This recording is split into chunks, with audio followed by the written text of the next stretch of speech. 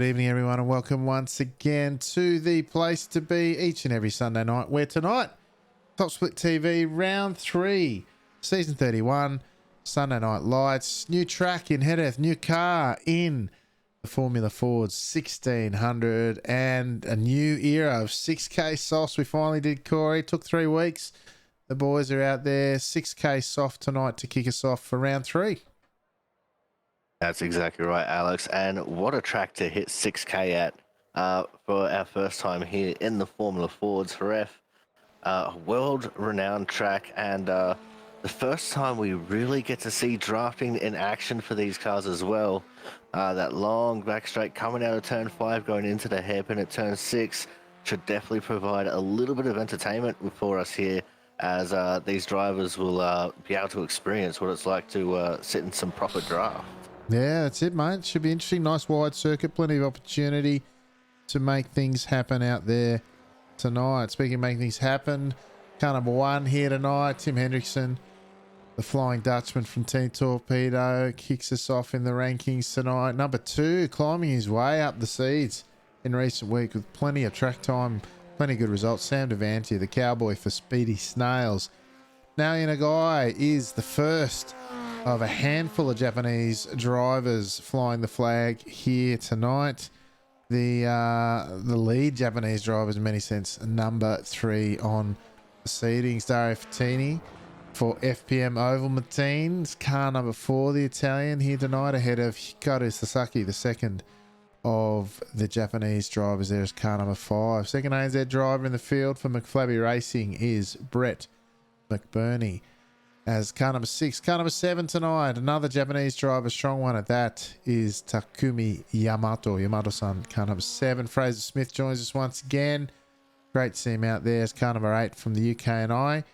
Hiroki Kokubu, the Piro King for NRS, Team NRS, is car number 9. And car number 10, the first appearance of the Doggo Mobile for season 31, sees Dennis Johansson from Scandinavia as car number 10, Corey. That's right, Alex. Coming in as car number 11, it's going to be Alexis Tapia Vico. It's great to see Vico out there from Iberia. Car number 12 representing Oz NZ for Team Milo is going to be Luke Witten. Luke is always a fast driver, and hopefully some good results heading his way tonight as well. Car number lucky 13, Danny Blanco from Iberia. We haven't seen him out there in a while, so this will be his first appearance in the Top Split TV for Formula Fords as well. Great to see him out there having a run. Car number 14 is going to be the Clown boss man himself, Vasco Sorosky for Team Clowns Racing, representing Oz NZ. And just sneaking in, Alex, our only driver under 5K, Hiroki Shoda, coming in as car number 15, just sneaking in with a 4.7K I rating, if you don't mind. Yeah, absolutely. 15 cars in the field. He rounds them out. 4.7, just under 4.8. Next ticket to ride is a 5K all the way up to 8K at the top of town for Hendrickson. As we said, the times will start to come in shortly as the drivers round out their second lap. Of course, Hendrickson went out early. He's now coming into the final sector or so, the deep into this lap. This layout, of course, the Grand Prix layout, more familiar with the MotoGPs, of course. They beautiful flow in this track, sort of interrupted almost by the chicane as we see Hendrickson go through that aforementioned chicane and get a really nice flow on the other layout. The last few sweeping right-handers all in the upper end of the gearbox as Hendrickson rounds the final corner to set his first lap. I think he's pretty much leading the way out on track, with the exception of maybe Vico. Vico shortly crossing the line as well. Now Hendrickson will be the first one to set a time, and he does so, leading the way provisionally with a 51.9, Corey. Oh, Sasaki just pipped him. Oh yeah, Sasaki with a 51.747. I was not expecting to be into the 51s already, Alex. The warm-up race, we saw a lot of 52s, especially early on in the race. But look at that, we've already got 4 drivers in the 51s. Hendrickson went from being on top of the times to 4th as Kokubu has come in with a 51.707. The next car across the line will be the 8 car of Fraser Smith. What can Fraser Smith do on his first lap? And it is going to be a 52.4, so that's going to keep him down the order a little bit, all the way down in 10th. As we've got just a couple more drivers finishing their first laps, but the second lap should be really exciting for some of these guys, Alex. That's it, Corey. As Devantia rounds the final corner at turn 15, Lorenzo and up the hill towards the finish line this time round. Beautiful looking circuit, of course. Only managing 8th with a 52.2. Of course, very good time typically, but not in this field. And once again, we see the Japanese drivers filling out the top half of the grid, at least after one lap. Nagai-san, of course, usually leading the way, but my dark horse for this season, if he can get some results, is the man on screen at the moment, Kokobu. His brother, of course, in the race last week. This week, either relegated to the second split or not turning up. And the Piddock King is one to keep an eye on, Corey.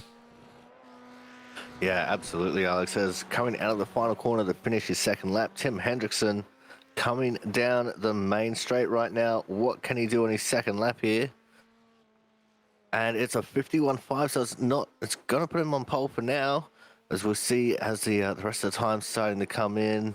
Sasaki's dropped it. Oh, yeah. Sasaki, 51.4. Jeez, that's quick around here, Alex. Kokobu again, and Nagai crosses the line as well. It's a Japanese lockout in the front row at this stage, with Sasaki and Kokobu. Nagai only managing on the second row, along with Hendrickson. Couple of guys left to go. Just about to round out his lap. Second one is Fraser Smith. Just after him will be McBurney.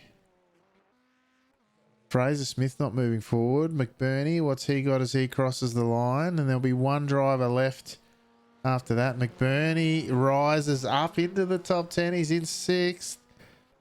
Next we've got Devantia coming across to finish his lap. And he rises up to 5th as well, as that ends our quali session by the looks, as everyone's done their laps. Let's go through the grid before we kick things off for round 3, season 31 of Sunday Night Lights. Hikaru Sasaki for Team NRS. Not since, I think it was Knock Hill a couple of seasons ago in the skips that he took our pole position. Dominated the race there. The 5th-seater driver starting off pole tonight. Alongside him, Dark Horse and the Piddock King, Hiroki Kokobu for Japan, joins his compatriot on the front row. Tim Hendrickson for Team Torpedo starts second row on the grid, is starting number 3, or starting from 3rd anyway. Naoya Nagai, the 3rd of the Japanese drivers to Team NRS, starts out of 4th. Sam Devantia leading the way for ANZ, and the Speedy Snail starts out of 5th, ahead of Danny Blanco from Iberia, who's starting 6th. Had a rough ride in the warm-up race, got DQ, too many incident points. See how he goes in the big one. Brett McBurney from McFlurry Racing out of 7th. Alongside him on the 4th row will be Takumi Yamato from Team NRS. Hiroyuki Shorda for Team NRS also starts out of 9th tonight. Alongside him, the head clown, Team Clowns Vasco Sorosky out of 10th. Starting 11th will be FPM Oval Martins Dario Frattini. Starting 12th alongside him on the 6th row will be Alexis Vico from Iberia. Going over the page, Fraser Smith from UK and I starts 13th. Alongside him, the only Team Milo driver in the field, Luke Witten, in 14th. Starting on the tail end of the grid in the Doggermobile will be Dennis Johansson from Scandinavia. Corey, that'll get us set for the big one. We got 11 laps ahead of us around this Grand Prix layout with the chicane at the end. Hopefully, plenty of action ahead of us. I expect we will have plenty of action, Alex. If the warm-up race was anything to go by, it was definitely the battle of mental going on in it. A lot of late dives and a couple of outside overtakes as well to get sneaky up there, as everyone is now on the grid. And it sounds like the revs are starting to rise. The red lights mean rev and the green lights mean go, as Fred the flag marshal vigorously waves his flag in the air. And look at Sasaki. The start that he got there was just immense. And Tim Hendrickson already trying to challenge for second going into turn 1, Alex. Yeah, we've got it going straight away. Hendrickson straight up Into third, well, retains third. Nagai working hard to stave off both Devantia and Blanco, buried deep in the pack. Devantia still side by side with Blanco. No, they get it sorted, but Sasaki almost half a gap here. He's nearly, or he's 5.5 tenths out in front. Kokubu running shotgun or riding wingman for Sasaki, who's driving away at this point. No, it's only half a second, but here we go out the big back straight. This is where we'll get it sorted, Corey, into the braking zone at 6, which is likely to be the primary passing opportunities. We look deep in the pack. They're 2 and 3 wide. Bit of smoke in front. The head clown gets checked up. Everyone else, oh, coming back on track. The 6, is it? McBurney trying to make room where there wasn't any, by the looks of it. I might just check what happened to the back there later. They're 3 wide out the back. This is for the last spot on the grid. There's some big names out the back. Swarovski, I think, has gone off. Has he come back on? Swarovski's had a half spin there, Alex. Yeah, right. So he's out the back, is he? Yeah, that's unfortunate. Yeah. And what happened with Big Bernie's going into turn 6 there, he had a massive lock-up. And he was fairly out of control trying to get into the corner there. Got around a couple of them, and then they got him straight back, and he dropped it like a stone. Oh, yeah, I can see him coming back. Oh, jeepers, there's no room there. I saw the tail end of it in the replay, and then it all just opened up for everyone there as they went 2, 3 wide in places. And that was for, you know, the tail end of the field. So the sheep station's on up front as we see Sasaki leading Kokubu from Hendrickson, Nagai, and Devantia is just a little bit off the back as we see him go through turn 2. He's just about 8 tenths off the back. Of course, the draft in these, that might be enough to stay in touch so long as you've got the pace. And certainly as they go, they're about to go through turn 5 this time round, sweeping right-hander, of course, and he'll get a long stretch of draft, but so do all the cars in front of him, which will make it very tough for the Cowboy to move forward, Corey. Yeah, that's exactly right, Alex. The best thing that could happen for Devantia right now is exactly what's happening. Kokubu and Sasaki side by side battling for the lead as Kokubu now takes the lead. And that'll slow up this front pack a little bit as these guys are battling, and they'll definitely bring Devantia and Blanco right back into this battle for the top 6. And look at that, they're going 2 by 2 now as Nagai fancied a move around Hendrickson, couldn't get it done as he was stuck on the outside. But Sasaki now down into P2 with Kokubu leading the way, Alex. Tell you what, Kokubu, he's got a bit of aggression in his style. He attacked his compatriot at the front, who then was forced to defend quite aggressively. Sasaki on Hendrickson. Hendrickson looking to cut underneath through the middle exit of one of the middle corners there, and Sasaki just came straight across, held a tight line on exit the corner, made sure there was nowhere for him to go. But Kokubu taking full advantage. No beg your pardons with his compatriot. No team or team orders in this one, that's for sure. Oh, that's exactly right, Alex. They're all battling for tooth and nail out there.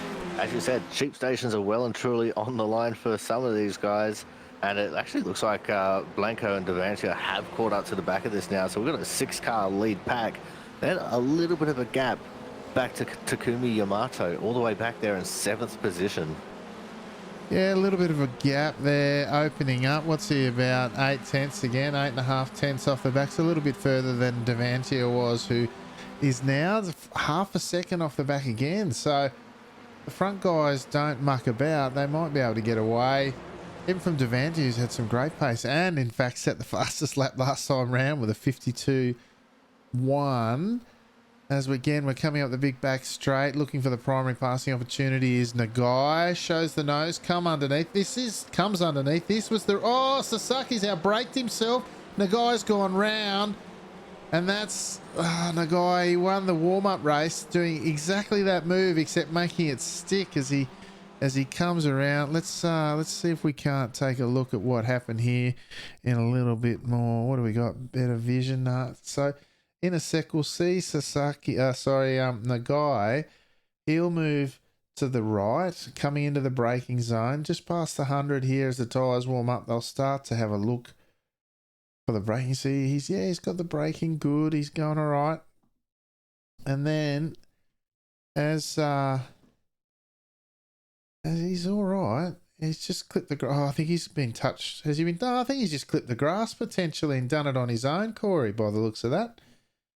Yeah, but that's not the sight you wanted to see if you're a Japanese race fan, because Nagai was one of their big hopes, Corey.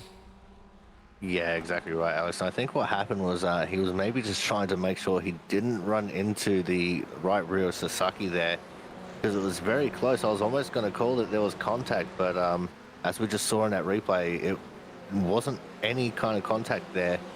But because of the result of that, Hendrickson has moved his way up in a second, and Kokubu now has a 1.3 second gap back to Hendrickson. So as long as he doesn't make any mistakes, it should be pretty smooth sailing here for Kokubu for the rest of the race. Potentially, particularly when you think that Hendrickson will have Sasaki and potentially Devanti having all sorts of looks at him. But yeah, it looked like Kokubu was my early pick as the dark horse here. Sasaki now looks to make the move work where Nagai-san could not. Devanti almost looking to follow him through, threatening on the Flying Dutchman, and Sasaki gets it done at turn 6, Corey. Yeah, that's right, Alex. It was a nice, controlled, pretty much a default kind of move there into turn 6. It's the kind of move that we expect to be made, and I think Devanti maybe moved across there more in defense of Blanco, who is now going for a move into turn number 9. It's not generally a place where you see moves being made. Under his contact between him and Hendrickson. Danny Blanco's gone. There's more opening up. Hendrickson's got, I think he's got, we're going to have to watch all this. Hang on. That was something else, let me tell you. So Danny Blanco, look, just before this, he came from a mile back and then seemingly doesn't leave room for Hendrickson. Hendrickson's then got some kind of damage, I think, and as we roll forward from there, he's just been collected in the rear. I think that was probably Frattini. He probably wasn't expecting him to be going so slowly there after the incident with Danny Blanco, who I have to tell you, absolutely centered on that pack that he was in. I'll see if I can find a replay, mate, if you want to tell the folks what's going on up front. So at the moment, it's our top 3 have just all spread out from each other. Kokubu has 1.8 seconds over Sasaki, and Santavantia now, because of all that, moves up into 3rd, and he's 1.2 back from Sasaki. Frattini is leading the first battle pack of about 3 cars. He's stuck in a battle with Yamato and Vico right now, as Vico is going to go for a move on Yamato into turn number 6. It's very close quarters, as they're still side by side going through the corner. It looks like for the moment Vico has the move made, and yes, he does, as he comes across and shows that he has indeed overtaken Yamato there. So a little bit of battling still going on, Alex. Yeah, and just behind them you've got Shorter and McBurney having their own little race. Fraser Smith there with Johansson and Witten. They're going toe-to-toe as well. The Doggermobile getting a workout. He's up 5 positions to Smith's 4. Vico and Frattini are the biggest movers in the field. Frattini in the oval Matine orange is up 7, as is Vico behind him. Yamato up a couple in the black floral livery.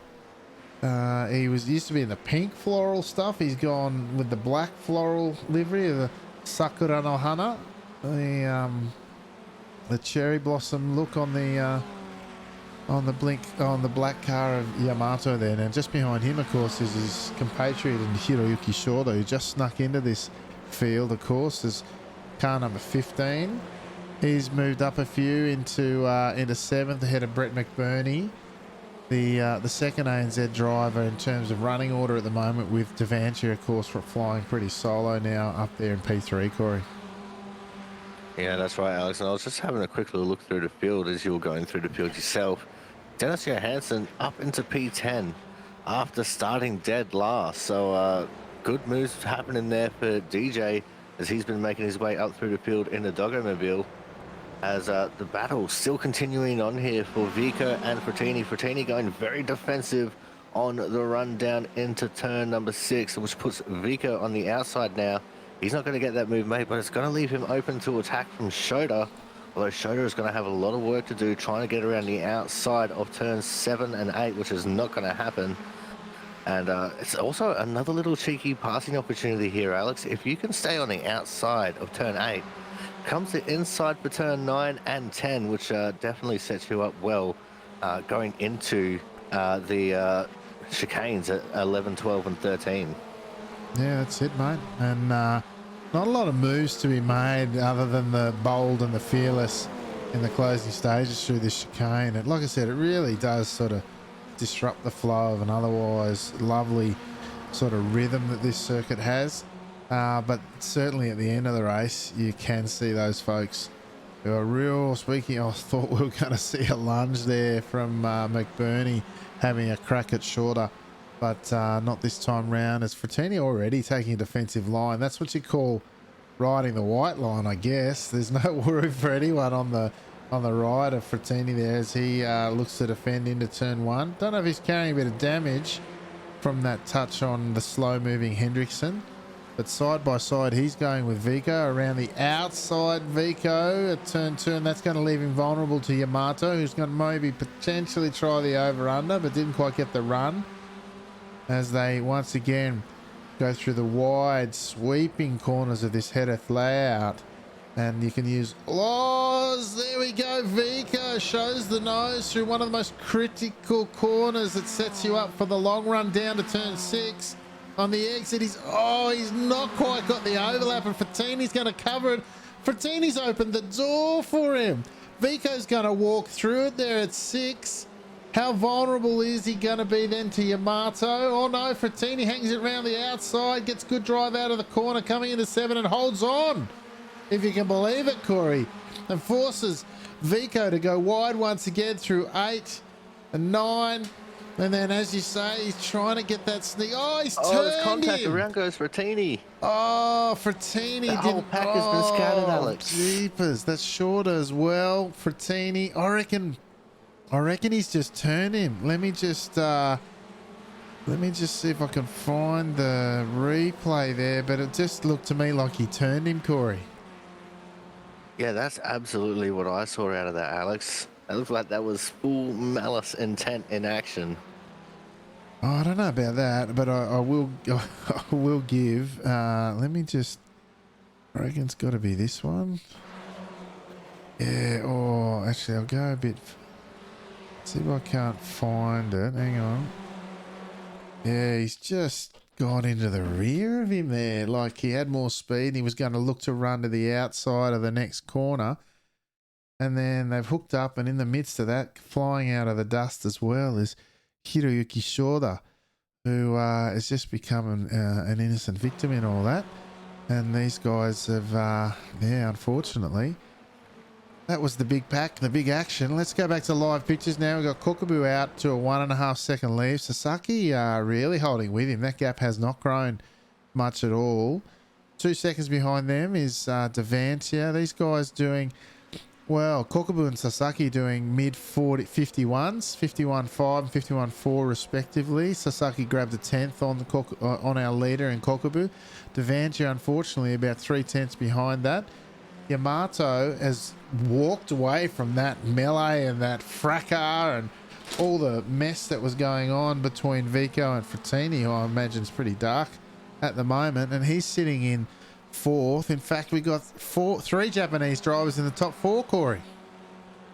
Yeah, it's incredible, Alex. But what's also happened is we've got a fantastic battle going on here for 6th, 7th, 8th, and 9th between Fraser Smith, DJ, Luke Whitten, and Nagai-san, as they've just caught up to Brett McBurney, who I think has just made a mistake going through turn 6, Alex. Oh, there's going to be some interesting racing here. Now, I said through the chicane would not see too much action before the closing stages, but they've just proved me a lie once again. Oh, as Nagai was jumping the ripple strips there, he's managed to land it okay, and catching up behind them is Frattini. So it is now the Dogomobile of Dennis Johansson, who's up 10 positions after starting last.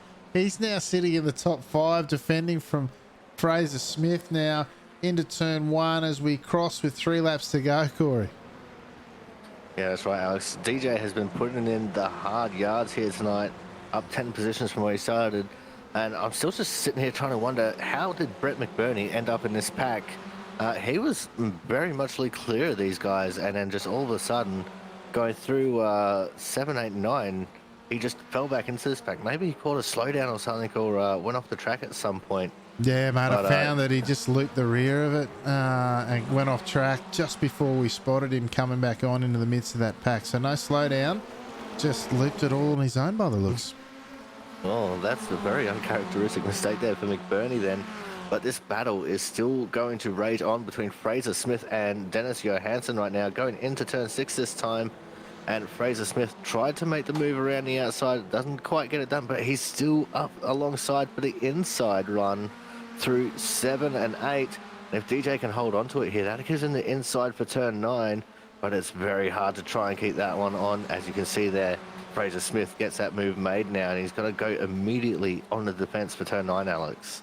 That's right, and he'll be coming under plenty of fire. Oh, look at the attitude of the Doggo-mobile behind Smith now as Johansson goes full attack mode, and he's got McBurney, Witten, and the guy all chasing and chafing at the bit, trying to get by now, though. Johansson just fallen a little bit, half a second now behind Smith. And they'll cross the line this time round as our leader goes by with a 51.5. Sasaki set the fastest lap of the race just behind him with a 51.4. And this pack, though, is where all the action is, as these guys wind down the laps, fighting for that final spot in the top 5, Corey. Yeah, that's right, Alex. And it's just 2 laps to go. So these guys in this pack are definitely going to have to start getting up there, especially if you're Luke Witten or Brett McBurney, and especially Nagai. You're not going to get 5th place being all the way back there unless something happens in front of you. And that's definitely not what we want to see. We want to see some good, hard, clean racing. So those guys are going to have to definitely start making some moves here shortly if they want to have a crack at it. That's it, mate. There's plenty of action to be had there. So, again, the most important corner they run through there at turn 5. Sitor Pons. I'm not sure if I'm pronouncing that correctly, but anyway, the action will speak for itself. As the Doggo-mobile has a look, shows the nose up the inside. Witten locks a brake in the rear in his attempt to move forward, but it is still Fraser Smith on the front of this pack. Nagai's son having a look on the Team Milo green car of Luke Witten, who takes the title line in defence on the entrance to the next corner. And then on the exit, you can see it is McBurney looking all over the back of Johansson now. And it is still Fraser Smith on the front of this one as they're coming down to the closing stages to the penultimate lap, and they look to be going line astern at least this time through into the chicane. I don't expect them to be the same way next time round, Corey. Oh no, Alex, I'd be surprised if they weren't at least 2.5 wide going into that final chicane. But the leader, Kokobu, has definitely started his last lap, and these guys are still just battling with their side by side coming out of the final corner. DJ centered up there, and it didn't quite work out for him. You see that Fraser Smith going very defensive here on the front straight, and a big dive to the right for DJ. Can he make that move stick going through the first corner? Side by side they go, almost banging wheels through turn number 1, and it's still going to be the inside line here for Dennis Johansson as they go through turns 2. They're still side by side, and into turn 3, this is where Fraser Smith gets the advantage and moves ahead once again, Alex. Yeah, Holly looking on contact. there. Oh, we lost. Oh, Nagai into the rear of McBurney by the looks. And I was just riding on board with Johansson. McBurney managed to come back on. Nagai comes back on as well. We'll stick with this pack for now. They're getting it done and busy, although they've spread out a bit now. I was just looking at Holly, the new doggo on the Doggo-mobile, staring back at Dennis as he raced it out with Smith. McBurney still going deep and lost the rear. That's got to be at least. Well, I've seen him do it twice, and he's gone ski. He's hit the eject button and out. Kokobu, he's rounding the final sectors into the final chicane for the last time round. This time Sasaki's put a dent in his lead, but not to the point where he'll be any sort of challenge. We'll just check back in with our pack. They've sort of spread out enough. Johansson trying to take the shorter lines, but it will be Kokubu, the Piro King, coming down through the final corner to take his maiden Sunday Night Lights victory. Congratulations to Hiroki Kokubu as he takes out round 3 of Sunday Night Lights. Sasaki-san sitting in behind him. The Cowboy took top step last week. He gets a podium for week 3. Fantastic drive from the Cowboy. Yamato hangs on for a sensational P4. 5th will in the end go to Fraser Smith, with Witten pipping out Johansson. All 3 of them up 8 positions in the end in that magnificent battle. Nagai relegated down to P8, losing 4. Unfortunately, Frattini had his moments too. Soroski's recovered back to where he started in P10. And throughout all that action, Shorter, Henriksen, Vico crossing the line. A lot went on in that one, Corey. Oh, absolutely, Alex. And at least they all kept it in one pack at a time this time, unlike what we usually see from these guys. But that was actually a really intense battle to the line for that second group. I kept my eye on it when you went to go have a look at our leaders crossing the line. And Dennis Johansson went for a huge dive on Fraser Smith going into the final corner. But unfortunately, he carried too much speed, and that just opened the door up for Luke Witten to get side by side with him. Great drag race to the line for those two as well. And that was separated by just about nothing at the line, Alex. I'm just having a quick little squiz now. And probably about 300ths of a second they were separated by. That's nothing in this game, is it? All right, let's go. Let's check out the results for round 3. Sunday Night Lights here at Jerez. The Jerez? Oh, I'm going to get it right one day, maybe. New track, new car. Same old action here on a Sunday night. And didn't the boys bring it tonight? Hiroki Kokubu for Team NRS takes out his maiden victory. The Piro King standing on the top step of the dais. Alongside him in P2 was Hikaru Sasaki, but also for Team NRS. Sam Devantia rounded out your podium positions. The Cowboy for Speedy Snails finishing in 3rd, just ahead of the next Team NRS member in Takumi Yamato. Yamato-san finishing in 4th. Fraser Smith had a fantastic drive, moved up 8 positions to round out the top 5 for UK and I. Luke Witten, the second ANZ driver in the field, had a patient race and similarly moved up 8 positions for Team Milo, and ANZ finishing in 6th. Dennis Johansson in the Doggermobile for Scandinavia. He finished, the Great Dane finished up 8 positions in 7th position after starting last and sitting as high as 5th in the running order.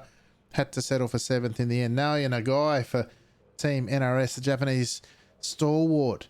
Nagai 2.0 putting on the moves and coming up short tonight, finishing down there in 8th position. 9th tonight, up 2 from where he started, was Dario Frattini. Struggled with quali this week for FPM over Martin. Had his fair share of action throughout the night and finished in 9th. Rounding out the top 10 was Vasco Soroski, the head clown himself for Team Clowns. Had an eventful night, recovered to finish inside the top 10 and break even on the night by the looks. P11 tonight in the running order, well, the finishing order was Hiroyuki Shorter-san, who just snuck in as the final car in the field. Managed to hang on for 11th after his mid-race incident as well. Speaking of mid-race incidents, Tim Hendrickson for Team Torpedo. He also had a rough run tonight, finishing down there in 12th, just ahead of Alexis Vico from Iberia in 13th. 14th tonight was McFlabby Racing's Brett McBurney, who was up and down all over the place tonight. Unfortunately, the ANZ driver down there in 14th. And Danny Blanco, with the biggest send I've seen in a long time. The Iberian certainly made an impression on his return to Sunday Night Lights, mostly in the kiddie litter, I think. But anyway, that was Danny Blanco's night down there in 15th position. Corey, that was certainly a lot more action this week in amongst the regulars and the folks out there. They certainly put on a bit of a show here tonight. Oh, absolutely, they did, Alex, and we were definitely spoilt for action throughout this race. From the first guys battling up at the front of the pack to when they got splintered, the first iteration of the second group of cars, who put on a fantastic showing, some great overtakes until they got splintered, and then the third group who battled all the way through to the end And it was just great racing all in all. And it definitely looks like these guys are really starting to get their handle on these cars now, which means the coming weeks definitely going to start getting a lot more interesting. Yeah, well, it'd be tough to beat this one. Although all the action was in the midfield, the guys up front certainly put on the show in terms of pace after it all sort of busted up a bit there. But our first interview tonight, we'll bring him up.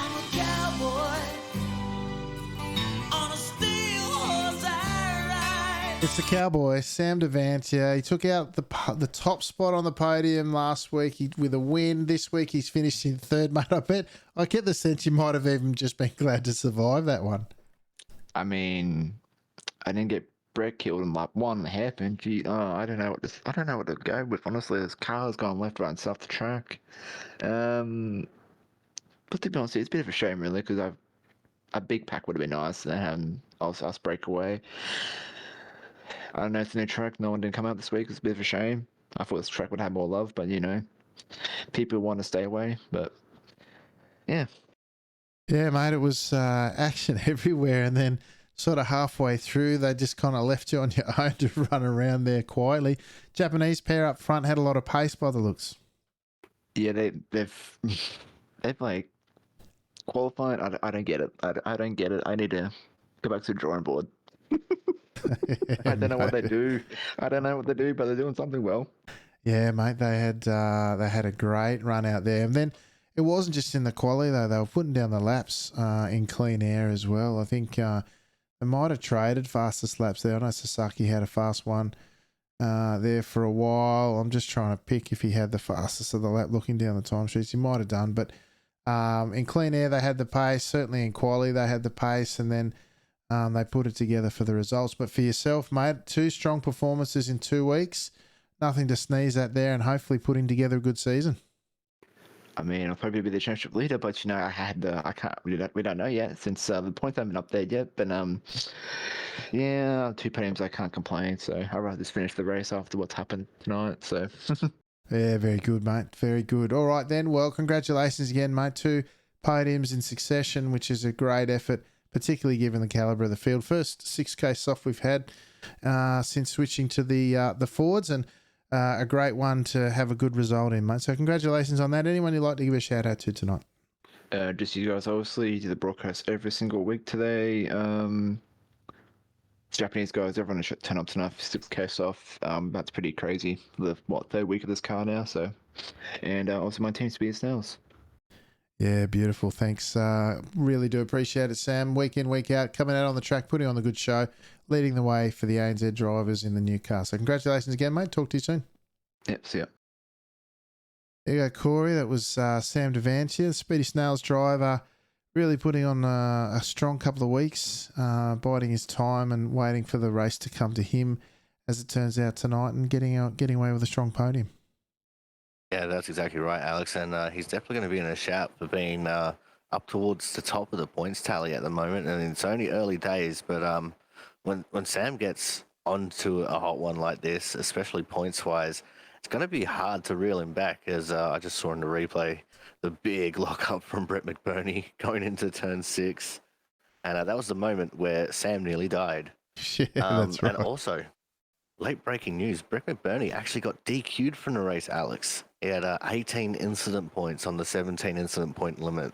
Oof, that'd do it. Yeah, just looking at that rejoin there that he tried after that deep one. That's a quick way to rack up six of those 17 that you get as he drove into the side. I think it looks like Swarovski by the looks. Anyway, let's move on. Let's grab Mr. Fraser Smith, who finished in the top 5 here tonight. Fraser, looks like you might. Yeah, there we go. The microphone's come hot. Well done tonight, mate. You got up 8 positions, the same in that pack that you're in with Whitten and Johansson, each coming up 8 positions. Looks like a bit of fun out there, at least. Yeah, I will take that. I mean, in qualifying, I didn't really do a great lap, but I didn't feel like I had another second in it. So yeah, to get 5th is pretty good. And also, a lot of the guys who are usually right at the front finished behind me, so that's a positive. Yeah, absolutely, mate. Sometimes it just pays to be consistent and then do your laps. And I think, the definitive move by the looks was getting in front of Dennis Johansson there, and then being able to stave off the subsequent challenges coming from behind. The Doggermobile certainly put some pressure on you tonight.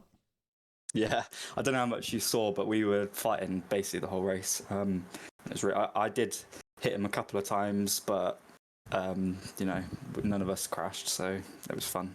Yeah, we live to fight another day, mate. Well, Yeah. Congratulations. Top 5 finish in a strong drive with limited laps under your belt by the looks, but a good, strong finish and certainly a good show put on by you and the guys around you. So congratulations on that. Anyone you'd like to give a shout out to, mate? Yeah, you and Corey, everyone I was racing against, and a load of my teammates that were watching, so thanks. Beautiful. I won't be here next week, but I'll be here the week after.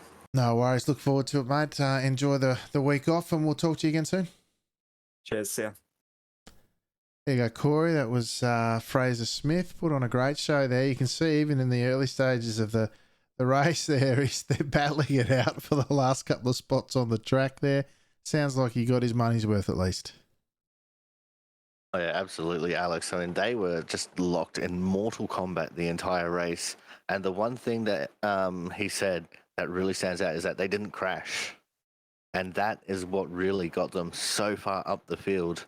The trio of them all gained 8 positions from the start of the race. So Smith, Witten, and Johansson.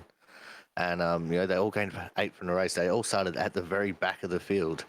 And just by virtue of not crashing and not getting involved in other people's nonsense, they got 5th, 6th, and 7th in the race, which is, incredible when you really think about it. Yeah, absolutely, mate. They did fantastic. You see, we're looking at the replay there. They're battling hard. They were right at the back of the running order there for a long time, and still battling all the way. I mean, you may as well get out there and have a bit of fun, right? Well, we've got one more soul to have a chat with. I'm just trying to find him in the running order. Up a couple of positions, finished in 9th. Not the way you wanted to run tonight, Dario. Yeah, no, I was extremely disappointed with that. Especially because I really thought I had the pace this week, and I don't know. It just I can't get qualifying right in SNL for now. I mean, this season's just not going very well. Started, what was it, 11th? But it was a great start. I gained a lot of positions, and then unfortunately we had that crash. Very disappointed because I was in 4th at the time. I think I had a bit of damage from crashing into the limping Tim, but I was holding my own, and yes, it's a bit unfortunate. I hope my fighting was not too hard. Alexis sent me a PM afterwards. I looked at the replay. I think I was always clear of him when I was moving over, but I mean, I was struggling with the handling a little bit. But yeah, we'll come stronger next time. Yeah, absolutely, mate. The strength of the competition already is looking really high. A lot of the racing from top to tail in the field was intense, and these cars proving that once you got a bit of a handle on them, you can throw them around and really throw it at the other guys. And once everyone finds their feet or gets their feet under them a bit more, I think the racing and the quality will improve, and we'll see a little less excursions and a lot more of the action that we've come accustomed to here on a Sunday night. But mate, a good effort for you tonight. I'm sorry that the quali sort of didn't set you up for the race you were looking for, but hopefully things will improve in the coming weeks. But speaking of which, anyone you'd like to give a shout out to tonight before we let you go? Yeah, thank you. There's a few people. I mean, I just wanted to say my big congrats to the Japanese group, because I think they found something, or either with the driving or the setup. Unfortunately, I have forgotten most of my Japanese from uni, so I can't ask for their secret. And when I say thank you to Dian for the livery, which I forgot to run because that streamer live with the tight schedule, and just forgot to update the paint to trading paints. And as always, just a big thanks to you guys. I can't wait to watch the race back. Yeah, beautiful. Thanks, mate. I look forward to seeing the new livery next week. But yeah, you're right. The Japanese guys found another leg here this season. I think they're putting in the yards, and it's certainly on display. But thanks again for joining us, mate. And we'll talk to you again soon. Yep, see you next week. Thank you. There you go, Corey. Dario Fatini, I think he's pegged it in one there. The Japanese guys have certainly found their way to the front of the field, and I really think they're putting in the hard yards with a view to doing what they can to dominate the season. Oh, absolutely, Alex. We know when the Japanese drivers want to dominate something, they don't just do it one at a time. It's all of them at the front as much as they can. I actually commented to myself in the warm-up race, there were 6 Japanese drivers starting in the top 12 of that race. And, you just have a look at the results here. Our top 2 Japanese drivers, Takumi Yamato in 4th, 3 of the top 4 were all Japanese drivers, which is incredible. And, good job also to Frattini there for recovering so well after his first lap incident, coming all the way back up to 9th.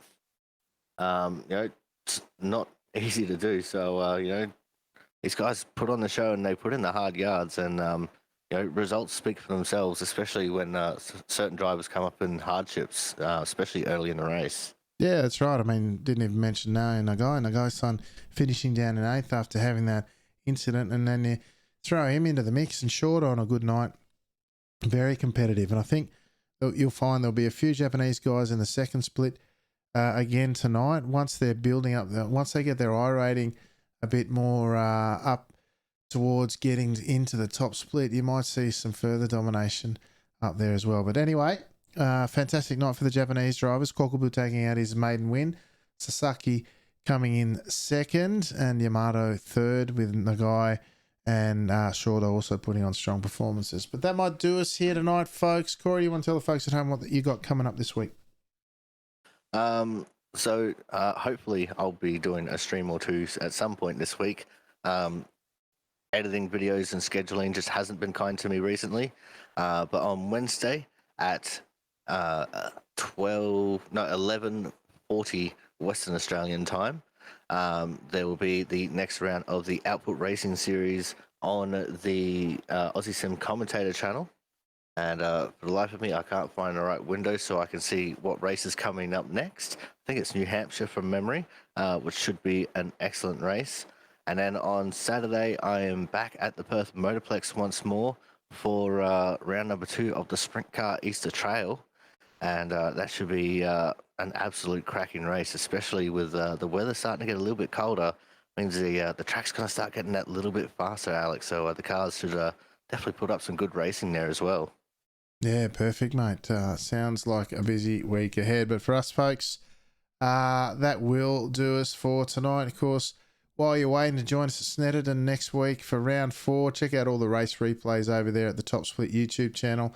All 30 seasons are up there for your viewing pleasure. And of course, we'll be back here next week for Snetterton on the 300 layout for round 4 of Sunday Night Lights at the same bat time, same bat channel.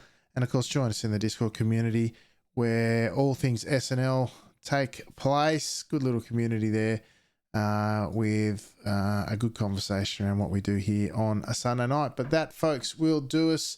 Thank you, everyone and anyone who joins us on track and supports us off track by joining in, hitting thumbs up, like, subscribe, and all those things in those different places. It really does help us get the word out about this great series that we have here on a Sunday night. But until next week, and on behalf of the chaotic one, Mr. Corey Steinhauser, I'm Alex McKellar, and I will say ciao for now.